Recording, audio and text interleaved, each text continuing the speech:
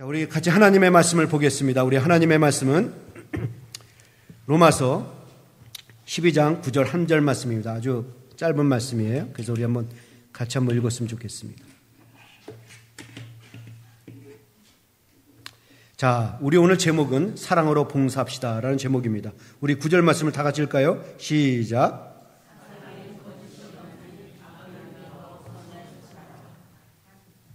예, 여러분, 예수 믿고 하나님의 자녀가 된 사람들은 나의 몸을 하나님이 기뻐하시는 사한제사로 드려야 하며 영적 예배자로 살아야 합니다. 그러면 내가 어떻게 하는 것이 나의 몸을 하나님이 기뻐하시는 사한제사로 드리는 것이며 살아있는 영적 예배자로 사는 것인가? 저는 로마서 12장 1절부터 통해서 두 가지를 말씀을 드렸어요. 그 첫째는 하나님을 향하여 마음을 다하고 목숨을 다해서 하나님을 섬김을 통해서 하나님의 영광을 나타내게 하는 것, 이것이 바로 나의 몸을 하나님이 기뻐하시는 사한제사로 드리는 것이고 살아있는 영적 예배자로 살아가는 것입니다. 그러면 내가 하나님을 마음을 다하고 목숨을 다하고 그래서 하나님을 사랑하는 것이 무엇인가? 사도 바울의 말을 빌리면 이렇습니다. 이 세대를 본받지 않고 이 세상 틀에 맞춰 살지 아니하고 하나님이 말씀하신 그 틀에 맞춰 사는 것이 하나님을 향해서 그 하나님을 내 마음을 다하고 내 목숨을 다해서 사랑하는 것이고 그 관계를 통해서 예수 믿는 모습 드러내고 하나님 영광 나타내면 그것이 바로 나의 몸을 하나님이 기뻐하시는 산자로서 드리는 것이고 살아있는 영적 예배자로 살아가는 것이라고 말씀드렸습니다. 두 번째는 사랑과의 관계입니다. 사랑과의 관계를 통해서 하나님의 영광을 나타내면 그것도 나의 몸을 하나님이 기뻐하시는 사한제사로 드리는 것이고 살아있는 영적 예배자로 살아가는 것이라고 말씀드렸습니다. 그러면 그 사랑과의 관계 속에서 오늘 사도 바울은 교회를 얘기하고 있습니다. 먼저 교회 안에서 관계를 잘 맺으라는 것입니다. 교회에서 성도들과 관계를 잘 맺어야 세상에 나가서도 믿지 않는 사람들과 관계를 잘 맺을 수가 있고 세상에서 이 교회에서 잘 훈련받아야 세상에 나가서도 훈련을 잘 받을 수가 있다는 것입니다. 그래서 여러분들 이 교회에서 먼저 성도들과 관계를 잘 맺어야 되는데 어떻게 하는 것이 관계를 잘 맺고 정말 하나님의 교회를 아름답게 세울 수가 있는가? 사도 바울은 그 분명히 하나를 얘기했어요. 성도들을 나의 몸, 나의 지체라고 여기라는 것입니다. 하나님은 교회를 가리켜서 그리스도의 몸이라고 했고 그 그리스도의 몸에는 여러 지체 있듯이 성도들로 통해서 교회가 이루어졌습니다. 그래서 모든 성도들은 나의 몸이고 나의 지체다. 이 마음 가지고 섬기면 된다라고 얘기합니다. 그런데 나의 몸이 온전히 자라기 위해서는 그 지체에는 여러 기능이 있다고 그랬죠. 그래서 하나님께서는 그 성도들이 다 각각 기능을 할 수 있도록 은사를 주셨습니다. 그것이 바로 6절부터 8절까지 쭉 나오는 얘기입니다. 근데 이 은사를 가지고 우리는 섬겨서 성도에게 도움을 주고 유익을 주고 교회를 온전히 세우고 건강하게 자라고 교회가 교회다운 일을 하게 해서 하나님의 영광을 나타나게 하면 그것이 바로 나의 몸을 하나님 기뻐하시는 산제사로 드리는 것이고 살아있는 영적 예배자로 살아가는 것이라고 말씀드렸습니다. 자, 여기서 우리가 분명히 기억할 것이 있습니다. 명심할 것이 있어요. 그것이 뭐냐? 하나가 바로 그 섬김의 자세입니다. 하나님이 우리에게 은사를 주셔서 우리 이제 그걸 가지고 교회에서 섬기면서 관계를 맺어야 하는데 우리가 분명히 알아야 될 것이 뭐냐? 바로 그 섬김의 자세라는 것입니다. 그 섬김의 자세는 뭡니까? 재능, 은사는 하나님이 주신 것이니 다른 그 이상 생각을 품지 말고 분수에 맞게 자기 기능을 생각하고 서로 조용히 섬기라. 이것이 지난주에 말씀드렸어요. 이 이야기를 하고 사도 바울은 오늘은 섬김의 원리와 원칙에 대해서 9절부터 설명하기 시작을 합니다. 여러분, 큰 교회든 작은 교회든 반드시 봉사자가 있습니다. 자기가 가장 잘하는 거 가지고 섬겨요. 어떤 사람은 물질을 드리고 어떤 사람은 시간을 드리고 어떤 사람은 하여간 자기가 잘하는 것을 가지고 교회에다 드리며 봉사하며 일을 합니다. 근데 여러분, 그 큰 교회든 작은 교회든 근데 그 봉사로 서로 부딪히고 싸우고 다투고 그래서 교회를 어렵게 만든단 말이죠. 여러분, 교회에서 내가 잘하는 그 재능을 가지고 봉사하고 섬기는데 왜 그 봉사로 서로 부딪히고 다투고 싸우고 문제를 일으켜서 교회를 어렵게 만듭니까? 그 이유는 하나님이 가르쳐 주신 섬김의 원리와 원칙을 따르지 않기 때문에 그렇습니다. 여러분들 100m 경주가 있습니다. 제일 빨리 들어간 사람이 금메달을 따요. 근데 여러분, 아무리 빨리 다니는 재능이 있고 잘 달리고 아주 충실히 열심히 달린다 할지라도 100m 경주에서 요구하는 원리와 원칙을 따르지 아니하면 실격입니다. 금메달을 딸 수가 없어요. 아무리 빨리 잘 달려도 먼저 출발선에서 뛰거나 달리면서 다른 선수의 라인에 들어가서 그 사람을 밀치면서 뛰거나 아니면 그 사람을 못 뛰게 붙잡고 뛰거나 아니면 아예 그냥 다른 방향을 해서 뛰게 되면 아무리 잘 뛰어도 금메달을 딸 수가 없습니다. 아무런 유익이 없고 소용이 없다란 말이죠. 100m 경주에서 요구하는 그 원리 원칙을 제대로 지키면서 잘 뛸 때에 금메달을 획득할 수가 있습니다.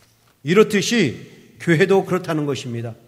하나님이 교회를 온전히 세우라고 여러 각 지체들에게 기능을 주셨어요. 은사를 주셨는데 이 은사를 가지고 하나님이 가르쳐 주신 그 섬김의 원리와 원칙을 따르지 않고 자기 멋대로 막 해버리면 교회는 부딪히고 깨진다라는 것입니다. 그래서 우리는 하나님이 가르쳐 주신 섬김의 원리와 원칙을 따를 때에 성도의 관계는 아름답게 세워지고 성도에게 유익을 주고 교회를 온전히 세우고 건강하게 자라게 하고 강한 힘을 뿜어낸 교회가 되어서 이 교회가 하나님의 영광을 드러내게 하면 그것이 바로 나의 몸을 하나님이 기뻐하시는 산제사로 드리는 것이고 그것이 바로 살아있는 영적 예배자로 살아가는 것입니다. 그래서 여러분 오늘 이 두 가지를 꼭 명심하십시오. 첫째는 섬김의 자세예요. 어떻게 섬기라고요? 은사는 하나님이 주신 은혜이니 다른 생각 품지 말고 내 분수를 생각하고 그 기능을 생각하고 그대로 섬기면 된다라는 것입니다. 그리고 오늘 그 두 번째가 바로 섬김의 원리와 원칙입니다. 여러분 오늘 이것을 명심하십시오. 내가 아무리 잘하는 것이 있고 열심히 봉사한다 할지라도 하나님이 가르쳐 주신 섬김의 원리와 원칙을 따르지 않으면 오히려 문제를 일으키고 성도에게 상처를 주고 부딪히고 교회를 더 어렵게 만든다는 사실을 명심하시고 오늘 말씀을 들으시기 바랍니다. 오늘 본문 이 9절부터 쭉 읽어 내려가면 12가지의 섬김의 원리와 원칙을 얘기합니다. 근데 저는 이것을 굵직하게 4가지로 묶어서 요약할 수 있어요. 21절까지 쭉 내려가다 보면 섬김의 원리 원칙이 나오는데 첫째 원리 원칙은 사랑으로 봉사하자라는 것입니다. 제가 오늘 이걸 말씀을 주제로 얘기할 거예요. 두 번째 원리 원칙은 열심으로 봉사하라. 세 번째 원리 원칙은 어려워도 봉사하라. 네 번째 원리 원칙은 나누면서 봉사라는 것입니다. 제가 이제 이 4가지 원칙을 이제 몇 주간에 걸쳐서 차례대로 공부할 터인데 여러분들이 공부하는 동안에 이 원리 원칙을 잘 배워서 바른 섬김을 통해 성도와의 관계가 아름답게 만들고 성도에게 유익을 주고 교회를 온전히 세우고 건강하게 자라게 하여 이 교회가 하나님의 영광을 드러나게 하기를 주의 이름으로 축원합니다. 자, 그러면 우리가 교회 안에서 섬길 때에 우리가 지키면서 따라야 할 섬김의 원리 원칙 첫 번째가 뭐냐? 사랑으로 봉사라는 것입니다. 우리 옆에 분들하고 인사하시죠. 사랑으로 봉사합시다. 여러분 우리가 어떠한 봉사를 하든 어떠한 일을 하든 내가 무엇을 가지고 하든 사랑이 꼭 전제된다는 사실을 아십니까? 봉사에는 꼭 사랑이 전제가 됩니다. 여러분 제가 조금 전에 이 4가지 원리 원칙을 얘기했는데 성경에 보면 그게 아주 자세하게 12가지 원리 원칙이 쭉 나와요. 제가 그것을 간단하게 제가 정리해서 말씀드리겠습니다. 오늘 본문에 이런 얘기 나와요. 쭉 21절부터 쭉 내려가면 서로 우애하고 존경하라. 성도에 쓸 것을 공급하라. 손대접하기를 힘쓰라. 핍박하는 자를 축복하라. 즐거워하는 자들과 함께 즐거워하고 우는 자들과 함께 울라. 서로 마음을 높이지 말고 겸손히 낮추라. 서로 화평하라. 악을 악으로 갚지 말라. 원수가 줄이고 목마르거든 먹을 것과 마실 것을 주라. 여러분 이 모든 봉사에 무엇이 있어야 할 수 있습니까? 사랑이 있어야 할 수 있습니다. 사랑이 없으면 어떠한 봉사도 할 수가 없어요. 사랑이 전제가 됩니다. 그래서 사도 바울은 오늘 이 본문에서도 은사도 마찬가지라는 거예요. 하나님이 잘할 수 있는 기능을 주셨는데 이 기능도 사랑이 없으면 거기에 문제가 생기기 시작한다는 거예요.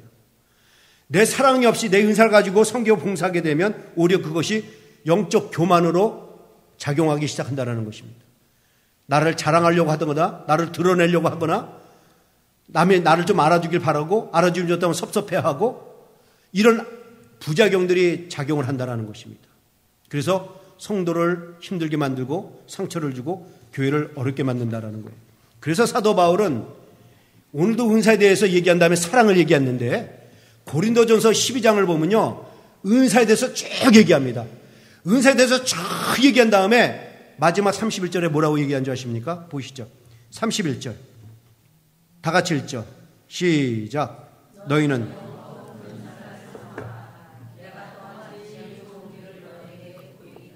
자, 사도 바울이 은사에 대해서 쭉 얘기한 다음에 그런데 너희들은 더 큰 은사를 사모하라. 그리고 내가 너에게 좋은 길을 보이리라. 그러면 더 큰 은사는 뭐고 좋은 길은 뭐겠습니까? 이것을 사도 바울이 고린도전서 13장 1절부터 이렇게 시작합니다. 보시죠. 내가 사람의 방언과 천사의 말을 할지라도 사랑이 없으면 소리나는 구리와 울리는 꽹과리가 되고 내가 예언하는 능이 있어 모든 비밀과 모든 지식을 알고 또 산을 옮길 만한 모든 믿음이 있을지라도 사랑이 없으면 내가 아무것도 아니요 내가 내게 있는 모든 것으로 구제하고 또 내 몸을 불사르게 내어줄지라도 아무리 열심히 애를 쓰고 봉사해도 사랑이 없으면 내게 아무 유익이 없느니라. 그러면서 마지막 절에 이렇게 얘기합니다. 사랑은 언제든지 떨어지지 아니하나 예언도 패하고 방언도 그치고 지식도 패하리라. 그런즉 믿음, 소망, 사랑 이 세 가지는 항상 있을 것인데 그 중에 제일은 사랑이라. 무슨 말입니까, 여러분? 무슨 말이냐면 사랑이 없으면 아무리 자기가 잘하는 거 가지고서 봉사도 그 잘한 걸 가지고 몸을 불사르면서 열심히 섬겨도 아무런 유익이 없다라는 거예요. 오히려 부딪히고 자기 고집 내세우고 싸우고 다툰다라는 거예요. 자기가 잘한 게 있는데 사랑이 없으면 막 들이박는 거예요. 내가 지금 잘하고 있으니까 나 따라오라고. 그래서 힘들게 한단 말이죠. 그래서 성경은 그 한 예로 방언을 이야기합니다. 처음에 왜 시작부터 방언을 얘기하는지 아십니까? 이게 교회에 굉장히 심각한 문제이기 때문에 그래요.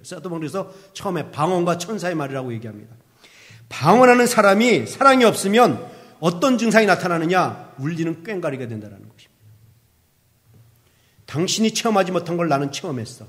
당신은 방언 못하지. 나는 방언할 줄 알아. 그래서 당신은 나보다 영이 약해. 나는 영이 강하고 당신은 양이 흐려.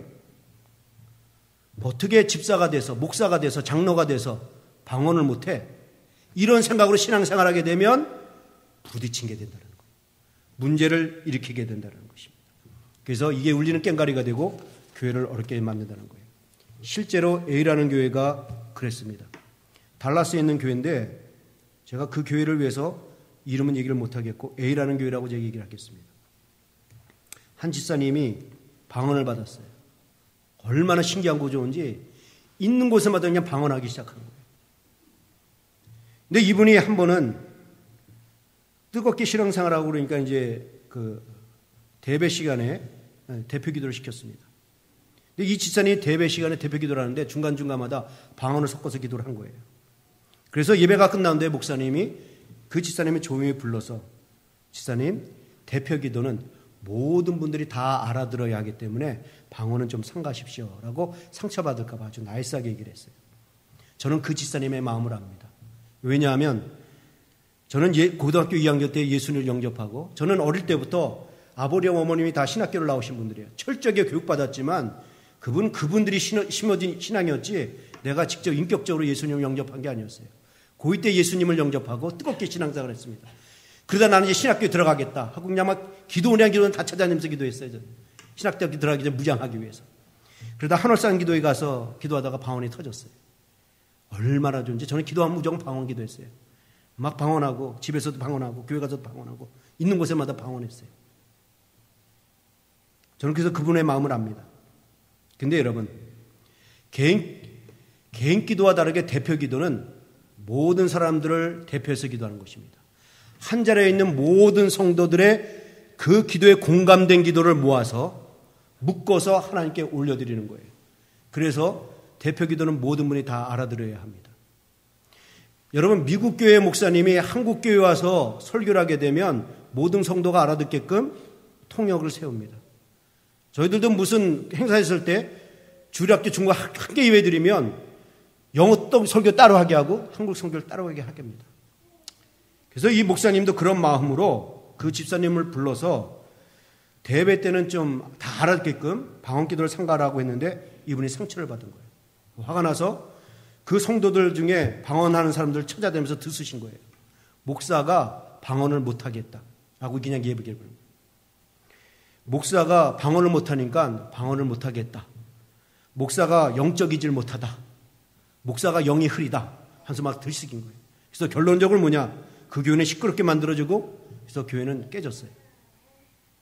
이게 바로 사랑이 없으면 울리는 꽹과리가 된다라는 얘기를 하는 것입니다.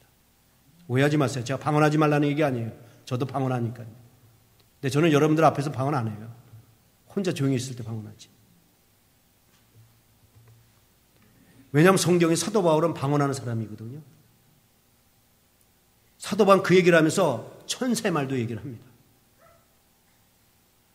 아무리 아름다운 말을 할지라도 거기에 사랑이 없으면 언젠간 드러난다는 거예요. 그 위선이. 그러면 상처를 주고 부딪힌다는 거예요. 그러면서 사도 바울은 또 한 예로 구제의 은사를 얘기합니다. 여러분, 구제를 하는데 사랑이 없는 걸 전제하는 거 한번 생각해 보십시오. 어떻게 될 것 같습니까? 구제를 하는데 사랑이 없어요. 그러면 그 구제에는 분명히 사심이 들어가게 됩니다. 구제를 통해서 자기를 드러내려고 한다든가 자기 만족을 위해서 한다든가 아니면 우월감에 취해서 한다든가. 사도 바울은 우리가 오늘 공부하는 로마서 12장 3절에서 분명히 얘기했잖아요. 은사는 하나님이 주신 은혜이니 다른 것 품지 말고 네 분수에 맞게 네 기능 생각하고 조용히 행하라고 그랬어요. 그러니까 우리가 이 마음 자세를 따르지 않냐고 또 사랑이라는 이 원리 원칙을 따르지 않냐고 그냥 구제하게 되면 거기는 분명히 사심이 들어가서 자기를 드러나게 돼 있습니다. 그러면 교회는 부딪히고 성도에게 어려움을 주고 교회를 어렵게 만든단 말이죠. 그래서 사도 바울은 은사를 쫙 얘기한 다음에 은사 중에 가장 큰 은사는 사랑이다라는 것입니다. 사랑은 다른 것은 다 없어지고 패해도 사랑은 없어지지 아니하니 이 사랑 가지고 봉사하는 것이 제일 좋은 길이다라고 얘기를 하고 있는 거예요. 여러분, 기독교를 가리켜서 한마디로 말하면 사랑의 공동체라고 합니다. 교회는 사랑의 공동체예요. 왜 사랑의 공동체입니까? 거기에 십자가가 있기 때문에 그래요. 십자가로 세워진 교회이기 때문에 그렇습니다. 십자가면 하나님의 사랑이에요. 하나님의 사랑으로 세워졌기 때문에 교회는 사랑의 공동체입니다. 만약에 교회에 사랑이 없다면 그건 교회가 아닙니다. 여러분, 교회와 세상과 차이를 뭐로 구분한 줄 아십니까? 사랑이 있느냐 없느냐로 구분해요. 세상은 살인, 전쟁, 미움, 보복, 원수, 복수 이것이 특징이에요. 그런데 교회는 사랑입니다. 그래서 만약에 교회가 사랑이 없으면 교회는 교회로서의 본질을 잃어버린 거예요. 세상과 다를 게 없다라는 거죠. 교회는 사랑입니다. 파푸아뉴기니아에 여러 부족들이 있습니다. 거기에 과티게라는 부족이 있는데 그곳에서 16년 동안 성경을 그들의 말로 번역하면서 선교하신 선교사님이 계셔요. 근데 그분이 제가 달라스에 있을 때 저한테 이런 얘기를 하더라고요. 자기가 거기서 16년 동안 선교하면서 제일 힘들었던 것이 성경을 번역하는 데 있어서 사랑을 어떻게 설명을 해야 될지 모르겠다라는 것입니다. 왜냐하면 그 부족들 간에 늘 일상이 매일같이 경계하고 싸우고 다투고 죽이고 전쟁하고 그러니까 일상이 싸움, 죽임, 다툼, 전쟁 이것이 빈번하다 보니까 그들의 머릿속에는 원수, 보복, 복수, 미움 이거로만 가득 찬 거예요. 사랑이란 단어가 없는 거예요. 사랑하는 건 자기 가족, 애인들 이것밖에 없는 거예요. 거기에다 대고 용서, 화해, 존경 이런 이 모든 걸 품고 있는 하나님의 사랑을 전해야 되는데 하나님이 세상을 이처럼 사랑하사 어떻게 표현할지 모르겠다라는 거예요. 이게 세상의 특징이란 말이죠. 세상의 특징은 사랑이 아니에요. 사랑과 전쟁이죠. 그런데 교회는 어떻습니까? 사도행전 2장을 보면 이 지구상에 처음 교회가 세워질 때 그 교회의 모습을 정확하게 설명했어요. 이 지구상에 세워진 교회의 모습은 어떤 모습인가? 서로 사랑하고 물건을 자기 것이라고 여기지 아니하고 자기 물질을 모든 사람에게 나누어주고 서로 상부상조하고 섬겼다. 이것이 초대교회의 모습이었어요. 여러분 스데반 집사를 보십시오. 자신을 돌려쳐 죽이는 사람을 향하여 주여 이 죄를 저희들에게 돌리지 마시옵소서. 용서입니다. 그래서 교회 공동체의 특징은 뭐냐? 사랑입니다. 여러분도 이것을 분명히 아세요. 악한 영이 다스리는 세상은 살인, 미움, 전쟁이에요.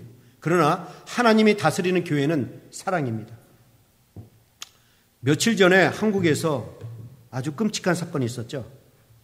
우리 한국 나갔다 오신 분은 잘 아실 거예요. 우리 저기 정우영 집사님도 한국 이번에 갔다 오셨고 우리 안수 집사님도 한국 갔다 오셨는데 제사 싸움하다가 공기총으로 몇 명 죽였어요? 한 3명 죽였나요? 3명이에요? 4명이에요? 넷셋? 오, 그렇게 많이 죽였어요? 나는 4번이죠. 아이고, 주여. 그리고 자기도 자살한 거예요. 이게 세상입니다, 여러분. 세상은 어떤 곳이냐? 저는 형님의 고등학교 선생이에요. 애를 꼬집었다고, 여선생님이 꼬집었다고. 부모가 찾아와서 그 여선생의 머리카락을 막 휘철면서 네가 뭔데 내 자식한테 이러냐고. 이게 세상입니다. 한 아버지는 학교 선생이 자기 아들 때렸다고 학교까지 찾아가서 그 선생을 두들겨 팼어요. 이게 세상이란 말이죠. 미국에서도 총으로 난사해서 사람 죽이지 않습니까? IS가 영국 신문사인가요? 예? 그걸 자기네들을 아주 비아냥으로 풍조했다고 해서 총으로 난사했잖아요. 이게 세상이에요.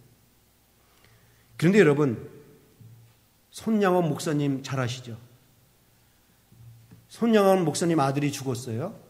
그것도 한 아들이 아니라 둘씩이나 죽인 공산당을 품고 용서하고 자기 자신을 품고 사랑했어요.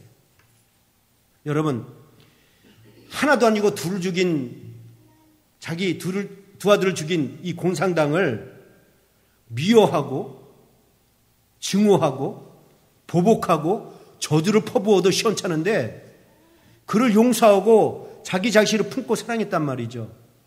이게 그리스도의 몸을 이루는 지체들의 특징이라는 것입니다. 교회는 사랑이에요. 근데 여러분 이런 사랑이 과연 가능할까요? 물론 가능하니까 손양원 목사님이 이런 사랑을 했겠죠.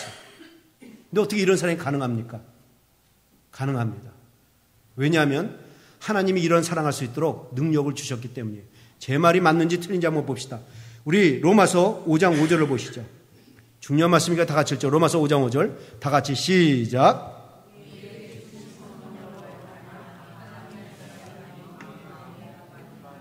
자, 이 말이 여러분 아시죠? 이 말이 뭐냐면 예수 믿고 구원받으면 그 순간에 성령이 임합니다. 그래서 너는 내 의로운 자녀다라고 인쳐주셔요. 그런데 예수 믿고 구원받아 성령이 임할 때에 하나님이 무엇과 함께 부어주시느냐? 하나님의 사랑까지 그 성령 통해 부어주신다라는 거예요. 그래서 예수 믿고 구원받은 사람 안에는 뭐가 있느냐? 하나님의 사랑이 들어있다는 거예요. 그래서 우리는 하나님의 사랑을 할 수가 있어요.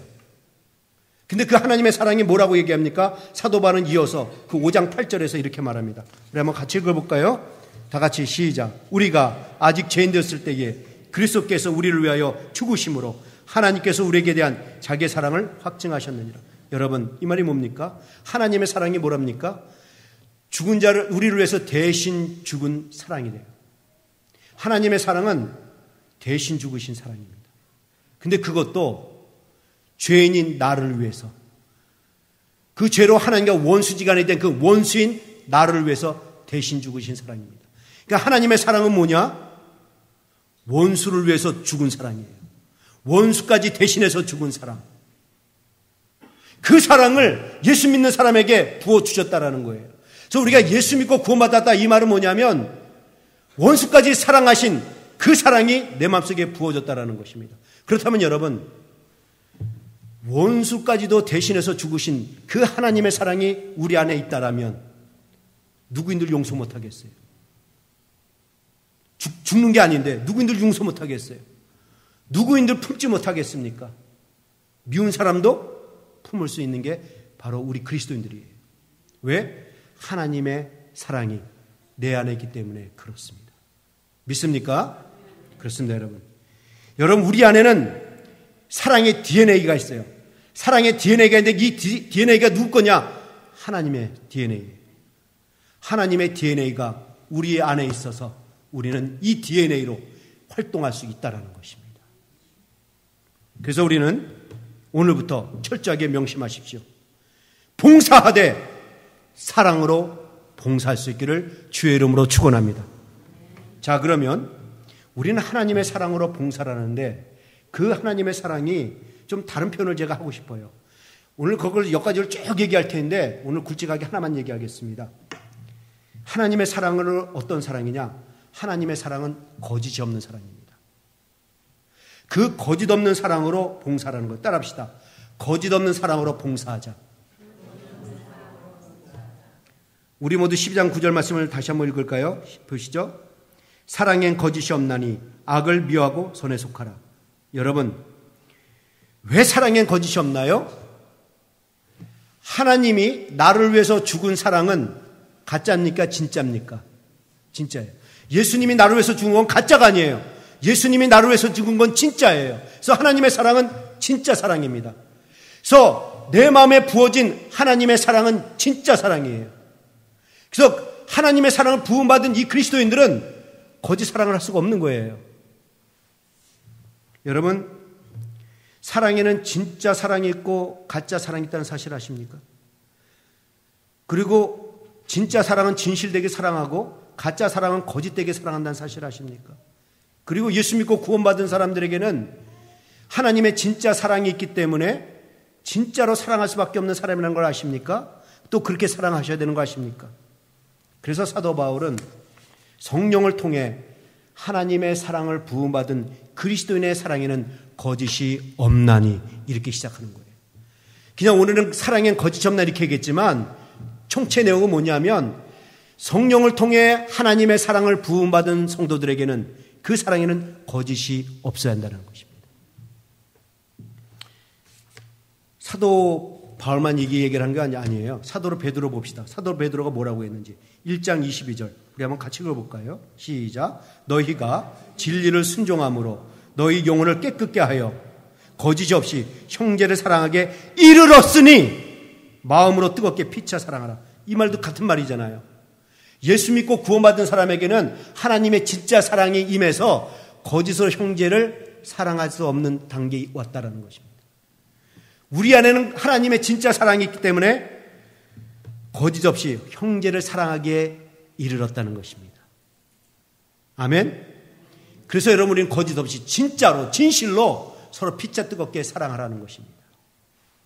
여러분, 이 세상에는요 가짜 짝퉁이 참 많습니다.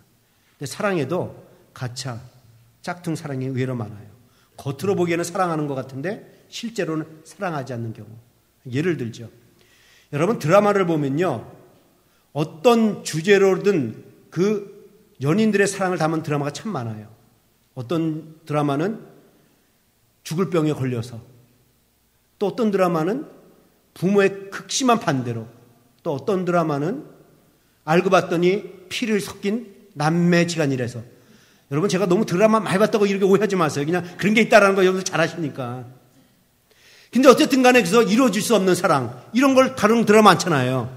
함께 할 수 없는 사랑. 근데 어쨌든 연인들의 사랑을 아주 애절하게 절절하게 그려놔서 우리 이렇게 여자분들 나도 저런 사랑 좀 받아봤으면, 나도 좀 저런 사랑 해봤으면, 그러지 않습니까? 근데 여러분, 그 드라마에서 나오는 그 연기자들이 실제로 사랑하는 것입니까? 연기하는 거예요. 가족끼리 왜 이래? 여러분, 이거 참 좋은 영화, 이 좋은 드라마입니다. 저는 가끔가다 이 드라마를 봐요. 왜냐하면 참 인간적이고 감동적이라서 목사는 그런 좀 명성이 있어야 되거든요. 이 가족끼리 왜 이러는 것은 눈물 수 없는 드라마입니다. 저는 보면서 정말 오열을 했어요. 아버지가 자식을 사랑하는 마음,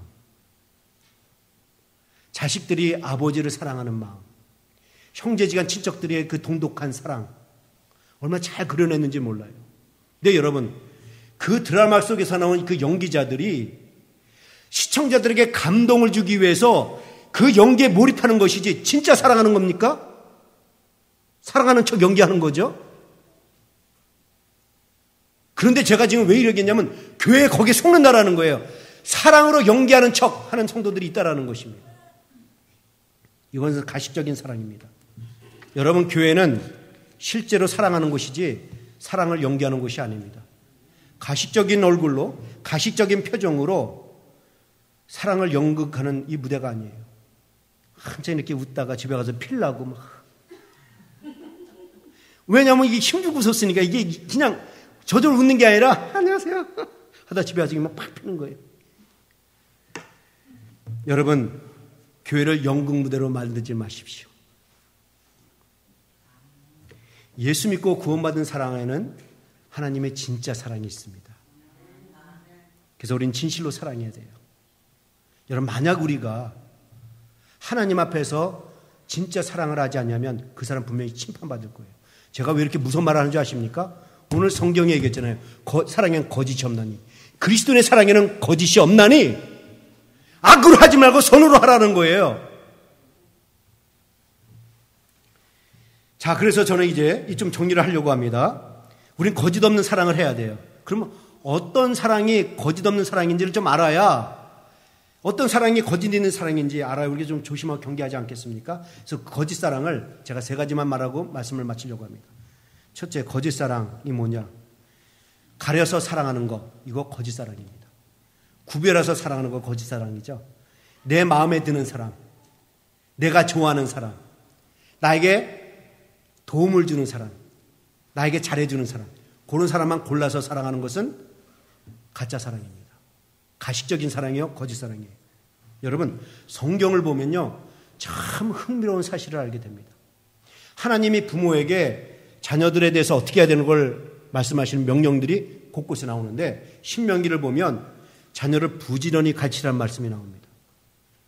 야고보, 디모데를 보면요, 자녀를 양육하라는 말씀 나오고요, 자녀를 경록케 하지 말라는 말씀이 나오고요, 자녀를 권면하라는 말씀도 나와요. 그런데 하나님이 부모님에게 자녀들을 진실로 사랑하라, 이 말은 성경 어디에도 없어요. 왜 진실로 사랑하는 말은 하지 않을까요? 부모는 자녀를 진실로 사랑하는 건 절로되기 때문에 그래요. 가식적으로 사랑하는 부모 없어요. 그죠? 여러분, 부모는 자식으로서 목숨까지 버리는 이 사랑 절로돼요. 노력 안 해도 돼요. 그러니까 지금 무슨 말이냐면, 내게 잘해주는 사람, 내가 마음에 드는 사람, 이런 사람만 골라서 사랑하는 것이 아니라 그런 사람 플러스 미운 사람도, 마음이 가지 않는 사람도, 사랑할 수 없는 사람도, 사랑하기 힘든 사람도 진심으로 사랑하는 거예요. 이게 진짜 사랑이라는 것입니다. 그래서 예수님은 마태복음 5장 44절부터 이런 말씀을 쭉 해요. 들어보시죠. 나는 너희에게 이르노니 너희 원수를 사랑하며 너희를 핍박하는 자를 위하여 기도하라. 이같이 한즉 하늘에 계신 너희 아버지 아들이 되리니 이는 하나님이 그 해를 악인과 선인에게 비추게 하시며 비를 의로운 자와 불의한 자에게도 내리우십니다. 너희가 너희를 사랑하는 자를 사랑하면 무슨 상이 있으리요? 세리도 이와 같이 하느니라. 또 너희가 너희 형제만 무난하면 남보다 더하는 것이 무엇이냐? 세상 사람들도 이같이 하느니라. 그러므로 하늘에 계신 너희 아버지의 온전하신 같이 너희도 온전하라. 여러분, 여기서 우리가 주목할 단어가 있습니다. 이와 같이 한즉 너희가 하나님의 아들이 되리라. 이 말씀과 하나님이 온전하신 것처럼 너희도 온전하라. 이 말이 무슨 말인지 아십니까? 하나님의 사랑을 받은 그리스도인들은 골라서 사랑할 수가 없다라는 것입니다. 하나님의 사랑을 부음받은 그리스도인들은 나를 핍박하는 자도 차별하지 아니하고, 나를 미워하는 자도 차별하지 아니하고, 내가 마음에 안 드는 사람도 차별하지 아니하고, 모든 사람들을 동일하게 사랑하는 게 이게 진짜 사랑이라는 것입니다. 그래서 여러분들 오늘 이건 다 적용돼야 돼요. 저도 그렇거든, 교회에서요. 마음에 안 들 수 있어요. 심지어는 내 자식도 마음에 안 드는데요. 안 그래요? 심지어는 내 아내도 마음에 안 드는데요. 그래도요? 사랑하잖아요. 그래도 싸우더라도 사랑하잖아요. 사랑하기 때문에 싸워요. 사랑하기 때문에. 제대로 살아보려고. 근데 교회가 그게 안 된단 말이죠, 교회는요. 가시적으로 사랑해요. 안 싸워요, 안 부딪히려고. 속으로는. 그러다가 겉으로는 또 집안에 피는 게 바쁜 거죠. 여러분 모두 오늘 이 시간 구별하지 아니하고 진짜 사랑하는 성도 될 수 있기를 주의 이름으로 축원합니다. 두 번째로 어떤 사랑이 거짓 사랑인가? 자기 이익을 생각하며 하는 사랑. 이것은 거짓 사랑입니다. 여러분 선반 사랑 들어보셨죠? 선반 사랑이 뭐냐면요. 어머니가 아이의 손이 닿지 않도록 선반 위에다가 귀한 것을 올려놨는데 아이가 그걸 보니까 마음에 들어요. 막 갖고 싶어가지고 막 아양을 떨면서 마음에도 없는 것을 막 하면서 엄마한테 사랑한다고 얘기해요. 이것을 빗대어서 말한 것이 선반 사랑이라는 거예요. 근데 이 선반 사랑을 교회 안에서 하는 성도들이 있단 말이죠. 계산된 사랑, 뭔가 자기가 원하는 것 취하기 위해서 하는 사랑, 이것은 가식적인 사랑인 거예요. 저 사람 내 편 만들기 위해서, 아니면 좀 나의 말에 옹호하기 위해서 환심을 사도록 막 밥도 사주고 뭔가 잘해주고, 이게 뭐예요? 계산된 사랑이라는 거예요. 거짓 사랑이라는 것입니다. 하나님 그거를 굉장히 싫어하셔요. 저희 집에 가끔 셀즈맨이 찾아옵니다. 카펫을 아주 저렴한 가격에 잘 닦아주겠다고 하는 카펫 클리너, 아니면 또 그 리빙룸을 나무로 깔아주겠다고 하는 그 핸디맨, 또 책 팔러 오는 사람도 있고, 어떤 사람 심지어 도네이션 하라고 오는 사람도 있어요. 근데 그 사람들이요, 저를 보면요 얼마나 환한 미소를 지으고 나이스하게 설명을 하는데 막 잘 보이려고 얼마나 애를 쓰는지 몰라요. 여러분, 아쉬운 사람에게 잘해주는 거, 뭔가 나올 것을 기대하면서 잘하는 거, 보상을 바라면서 잘하는 거, 가짜 사랑이라는 것입니다. 가식적인 사랑이에요. 그것은 사랑이 아니라 투자예요. 만약에 교회에서 내가 어떤 계산적으로 사랑하면 그 사람을 이용하려고 하는 것이지 그 사람을 사랑하는 것이 아닙니다. 그래서 오늘 이 시간 돌아보십시오. 나는 어떤 사랑을 가지고 지금 신앙생활하고 있는 건지, 진짜 사랑으로 신앙생활하고 있는 건지, 아니면 가식적인 사랑 가지고 지금 신앙생활하고 있는 건지 두렵고 떨린 마음을 들으셔야 돼요. 정말 내가 나를 위해서 죽으신 하나님의 사랑을 받았다라면 나는 오늘 이 시간부터 거짓 없이 진짜로 순수하게 사랑해야 되겠다. 가질 수 있기를 주의 이름으로 축원합니다. 베드로전서 5장 2절에 이렇게 말씀하십니다. 너희 중에 있는, 다시 우리 같이 할까? 시작. 너희 중에 있는 하나님의 양무리를 치되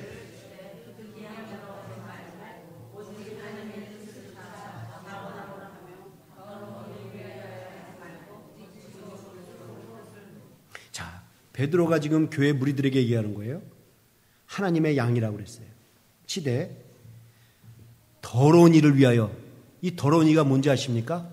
사심이 있는 사랑, 계산된 행위, 이것이 더러운 것이라는 것입니다.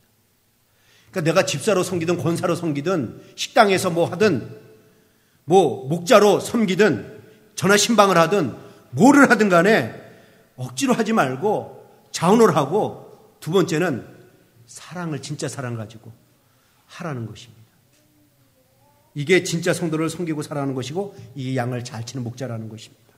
여러분 오늘 이 시간 우리 여러분, 오히려 나한테 도움이 안 되는 사람, 그냥 뭐 별 볼 일 없다고 하는 사람까지도 품고 사랑하는 여러분 될 수 있기를 주의 이름으로 축원합니다. 마지막으로 어떤 사랑이 거짓 사랑인가? 말로만 하는 사랑, 이것은 가식적인 사랑이고 거짓 사랑입니다. 여러분 물론 말을 험하게 하는 말보다, 싸납게 하는 말보다, 비난하는 말보다 덕스러운 말, 은혜스러운 말, 좋은 말, 사랑한다 말하는 거 굉장히 중요해요. 그래서 좋은 말하는 거 좋습니다. 그런데 여러분 아까도 얘기했지만 천사의 말이라 할지라도 사랑이 없으면 울리는 꽹과리가 된다는 것처럼, 말을 할 때 사랑이 없으면 그건 가식적인 사랑이에요. 사랑한다고 말로만 하는 것이 아니라 사랑은 말과 행실이 다 일치합니다. 그러니까 사랑은 말로만 하는 것이 아니라 마음으로도 하고 행동으로도 하는 거예요. 사랑은 행동하는 것입니다. 사랑은 실천하는 것입니다. 사랑은 희생하는 것이에요. 그런데 말만 하고 어떤 행동도 하지 않냐고, 어떤 희생도 하지 않냐면 그것은 가짜 사랑이라는 것입니다. 그래서 사도 요한에서 1장 3절에서 이렇게 얘기해요. 요한에서 3장 17절에서 이렇게 말합니다. 누가 이 세상 재물을 가지고 형제의 궁핍함을 보도 도와줄 마음이 없으면 하나님의 사랑이 어찌 그 속에 거할 거보냐. 자녀들아, 우리가 말과 혀로만 살아가지 말고 오직 행함과 진실함으로 하자. 그렇습니다, 여러분. 말로만 하는 사랑, 혀로만 하는 사랑은 거짓 사랑이에요. 말과 마음과 행동과 희생이 함께 움직일 때에 그게 진실한 사랑이에요. 여러분, 부모가 자녀를 사랑하는데 말로만 하는 부모 있습니까? 애가 아파요.